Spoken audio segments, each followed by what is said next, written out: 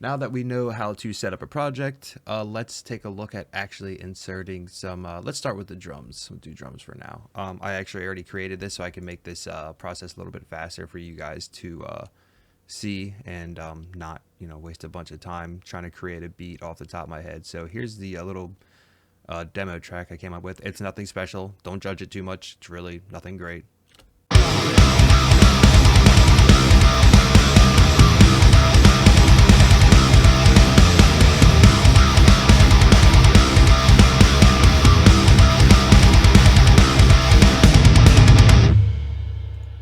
Like I said, nothing special. So here's how to go about setting up your drums. I'm going to click a little bit ahead of it. I don't think I'm going to add a hit right at the slide. Don't really care. Not the important thing right now. So what you're going to do is put your marker wherever you need it to go. And we're going to go over here to, not options, insert new Midi item. Now what we're going to do here, click, drag it over. I'll drag it a little bit past in case we need a little dunk on the end here. Go to item settings and uncheck this. There's probably a way to take that off of automatically checking the loop item source, but I'm admittedly lazy and just haven't looked it up yet. So when we go in here, see if it's still labeled. All right, cool. This is all labeled. Normally this is not. This is all blank. I'm going to link a download file through Google Drive so you can download this, and you would do that by going to Note, CC Names, and you would load, and you would choose File wherever you download. See, I already have it right here in my file path, but wherever you save that file, you would just go to Choose File and then locate it, and it will import it right in. So we have this open. This is the beginning of the song. Let me click this so I can stick to the grid.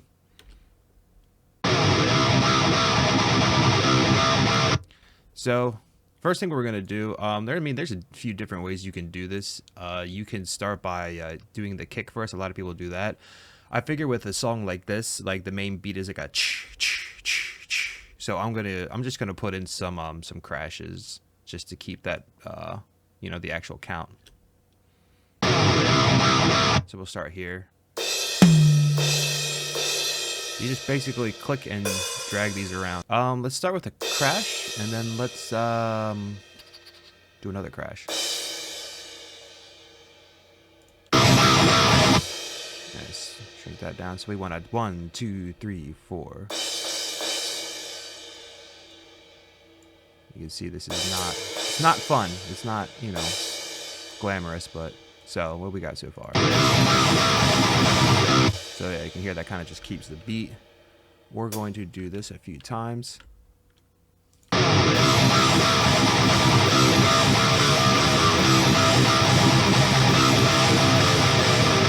So there's your basic way of just keeping the beat, because the guitar is like this dot dot dot dot dot little like offset. But if you keep it helps the listener just keep the count. So now that we have a solid count on the cymbals, let's go put in some kick. So we got one there. That's the start of the song. Now this will depend on your riff, how you want the drums to gel with the actual guitar itself. For the sake of simplicity and this video showing you guys how to do this, I'm just going to follow the guitar riff, strum for strum with the kick. So we got a there, and the guitar is going dot da da da da. So you have to play with this for a little bit if you're not familiar with this. I know I've already made this beat, so I know it's going to go like right there. But I mean, if you click it around, you can tell. You'll be able to figure this out pretty quickly because you'll know what doesn't sound good.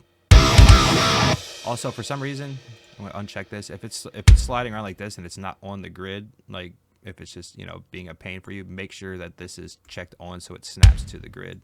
Just a little helpful tip. But so we got that. We know we got another one of these. It's probably the same amount of space away. So we got 2 spaces here. We're going to go another 2 spaces, paste. There you go. Now, this next section, we have a chugging kind of thing going on. So it's da da da da da da da. If you can count that in your head, 1 2 3 4 1 2 3 4. So now you got 8 notes there. So what we'll do is copy this again, 1 2 3 4. Since there's 2 on each paste.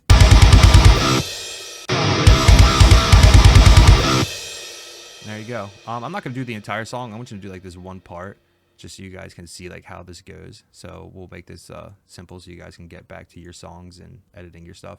And then from here, snare to taste, I guess, how you want it to go in, how you know where you think the sounds hit, or where the hits, sounds hits, whatever.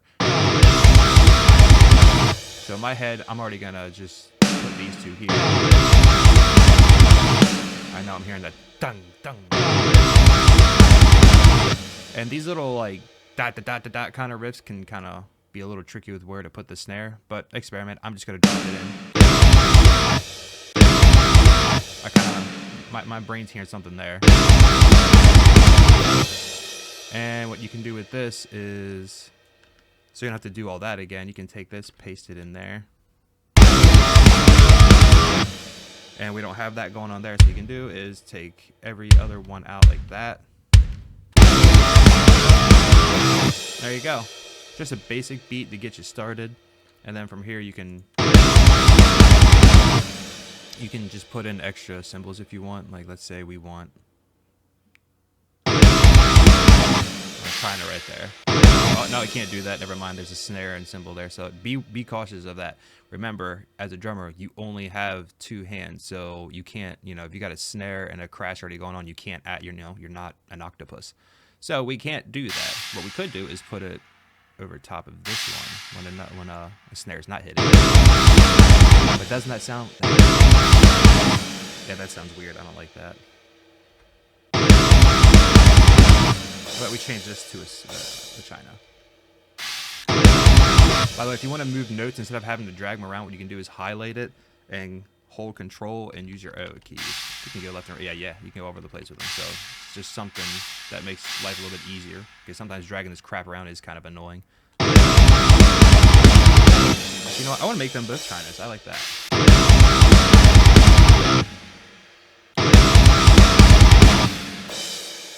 This crash isn't doing it for me.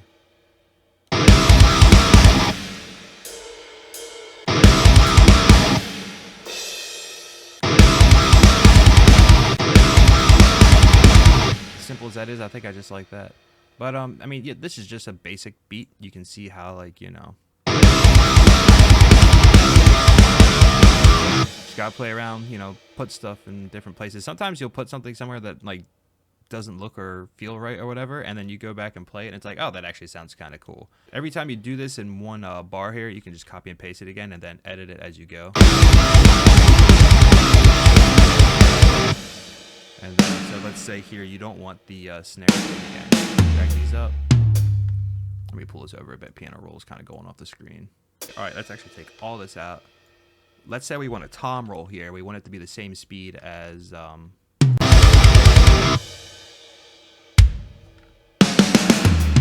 kick. Sorry, I'm thinking.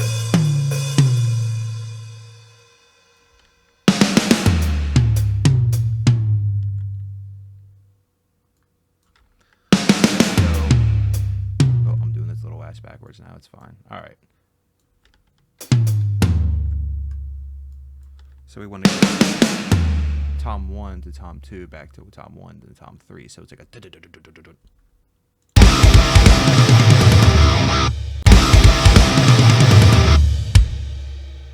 And we'll just throw in some kicks in the bottom, since we can actually say your one hand's hitting the cymbals up here, the other one can be messing with the toms. You got like one hit, so depending on what kind of drummer you are, you can pull this off. But so let's see how it sounds with some kicks over top, just to kind of keep the momentum going.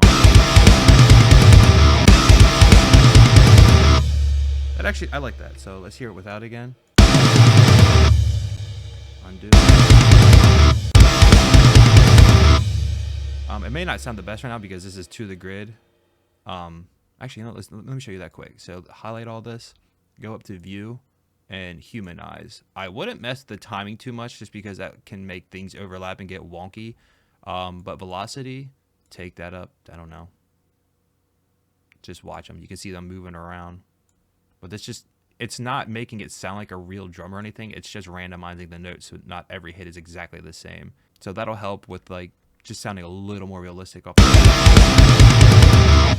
And what we can do, since these You can humanize stuff just by highlighting. Like if you just highlight these ones, then it'll only affect those. So let's actually real quick, let me highlight these so they don't overlap. We're going to do Alt S to unsnap it, and then we're going to drag them a little bit so they don't overlap, and then we're going to go back up to view humanize. We don't have to worry about velocity as much. What we're going to do is do the timing a bit.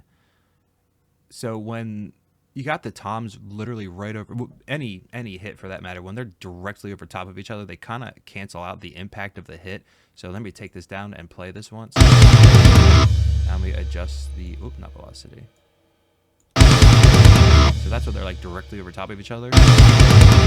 Now let's take this, like, I don't know, they're a little far off there. Let's see how this sounds. See how much you can kind of just hear them pop out now. If I take the timing back, it's a slight difference, but it's noticeable in the grand scheme of things.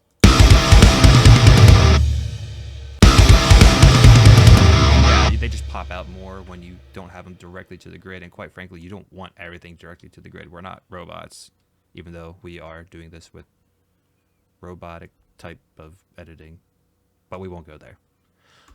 But that's essentially it. And then you got the other half of this riff going on here. Again, copy, paste. Make sure it's on that line. Wherever you select, make sure it's on, you know, the grid there, so it pastes it where it needs to go. Oh, I wasn't even on the grid. Here, Control undo, snap, and then paste, and then.